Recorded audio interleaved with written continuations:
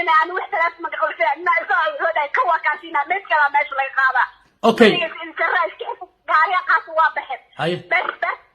تقولنا انت قاري قبل ما كاسداي او ايش ما قاعد ميلا قاري كاسداي او عارف تدحنا قبل سو سودا مسكينه فريهب كوور إن يجرا ما اسكنا اسكو سودا سانتا قاري ولا انا رباش مراعي كاي وصف كرا ما تقا سو كرينا راكي انا باورك اورك قلبك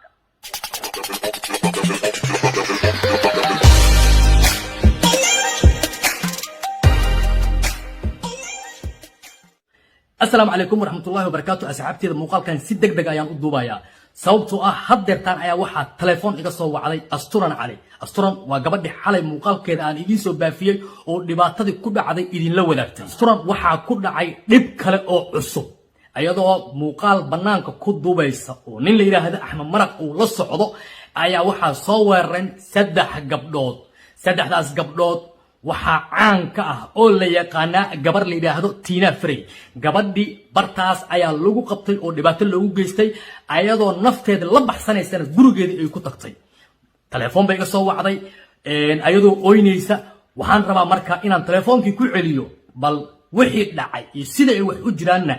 adinka aan idin la wadaago arrinkan ma ahan arrin fudud please waxaan idin ka codsanayaa muuqaalkan share gareeya gaarsiiya meel walba gabadhaas way dulman tahay xaaladeedana meel xun bay maraysaa ogaada markay wax dhacaan yaan afka la taagin hadda xaalka wali ka gaarisu leeyahay meel walba laga soo ataagay cid ay wax ka galabsato ilaahay abuurtana ma jirto waxaan wacayaa Asturan Cali ayadoo waliba xaalad kale ku jirto maanta emotionkeeda uu kacsan yahay ooynaysa dhibaato badanna ay haysato bal Asturan codkeeda aan wada dhageysan markii ugu horeyso halo ha abayo waxaan ku weydiinaa fiiri ma xaafadda hoosteeda ma joogta mise magaalada dhexdeeda lagu qabsaday xaafadda hoosteeda jooga xaafadda wax yar meel ka badaa jooga anaa isku socda lama naabadi waxay ahayntii waxa soo duntaa iska soo socda way igu soo booday minta girigaan haddii ii gelisay magaca gab ii gelisay waa gartay marka ma taqaana marka ma aqaan Tina Frey bas aqaanaa Tina Frey ma la socotay halo halo abaay wadan sharci lahaa joogtaa wax cabsiha isgelinin waxaan la hadlaynaa safaaradda ee Soomaaliya ama konsulka u fadhiyo wadanka la hadlaynaa telefoonkiisa hadda tan la soo diray cabsina ha isgelinin gurigaaga joog dadka ku soo hajuumayna booliiska warqad ma ka haystaaday warqad haystaa guriga laakiin okay booliiska warbixin gaarsii insha Allah taala garabkaagan taagana waxbaha ka baqin cabsina isu ku galin dadka kullee taba yani wax hadal ay ku dhan ma jira ما أنا واحدة ثلاث ما تقول فيها ما يسوي هذا كوا كاسينا مش كلام ماشي لا يقاضى اوكي انت رايح كيف قاري قاس واضح هاي بس تقولنا انت قاري قبل ما كاسداي او ايش ما قاعد ميلا قاري كاسداي او عارف تدحنا قبل سو سودا مسكينه فريهب كور إن يجرا ما اسكنا اسكو سودا سانتا قاري ولا انا رباش مراعي كاس اي وصف markay igu fadatan kab kale igu soo dabo ila socda iga qabto marka labada gacmo hal naag oo qaba kara naagtiga soo orod kirina raasig aan baawurka orka galmarka okay marka maxay ku leeyihiin marka ay kugu haystaan waxay leeyihiin ma qaal man ilaa hadda wax min laakiin aan doona ma socona wali safetis balan waa in adiga u qoysa oo Malaysia ku raxjina okay Malaysia sharciga ka jira xisaabta ku darso gurigaaga tag warqadda booliiska ah haystana booliiska warbixin gaarsii annagana halkaan ka baafinaynaa ummadda Soomaaliyeed ee Malaysia ku nool iyo sharciga wadanka in wax laga qabto gabadhaas dhibaataysan oo walaasheena oo dhibaatada loo geysanayo waa xadgudub xisaabta ku darsan ma joogtid wadan maanta oo sharci aan ka jirin booliiska wac telefoonkooda wac gurigaaga ku jir inta dhibaato ku soo gaartana gaarsii annagana Soomaali Maxamed oo dhan aan wada gaarsiinaynaa safaaradda Soomaaliya warbixintaada way gaaraysaa insha Allah taala qalbiga qaar u sheeg أنا كسوة وعاية طبعاً دقيقة كدب أنا كسوة وعاية إن شاء الله بايو إن شاء الله بايو هاي أسترنا السلام عليكم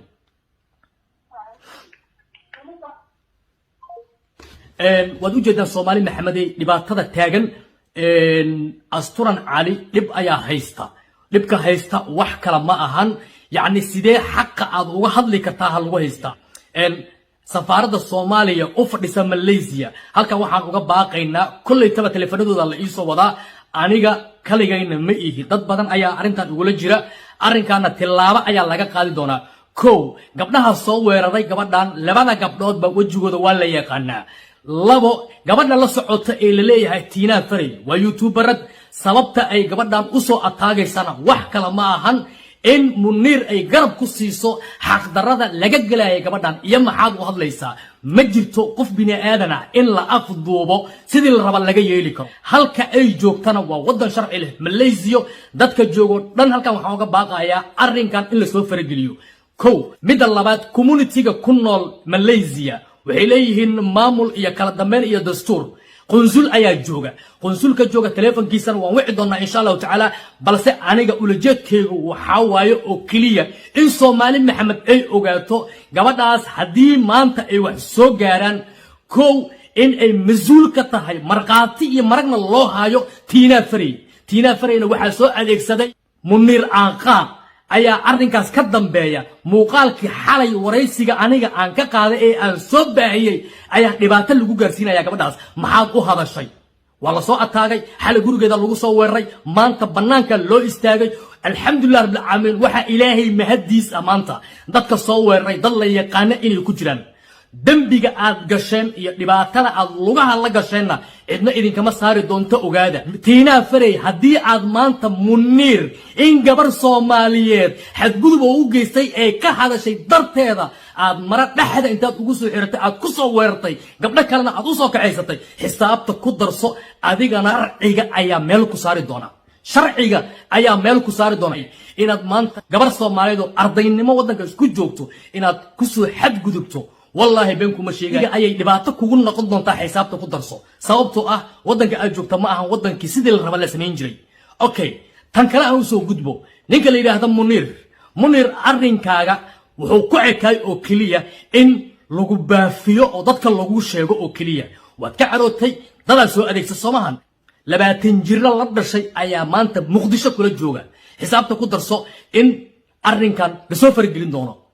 muuqaalkan asxaabay si baafiya gabadha Soomaaliyeedna ummadoo dhan hal la gaarsiiyo hadii ay wax gaaraanna xisaabta ku darsada qofka wadanka ay joogto loo xiri doono ama dhibaatada ku dhacdo loo qabsan doono Tina Farey ayaa kow ka ah qofka maanta dambigan dhacayo dhanna sababtu ahna waa ninka la yiraahdo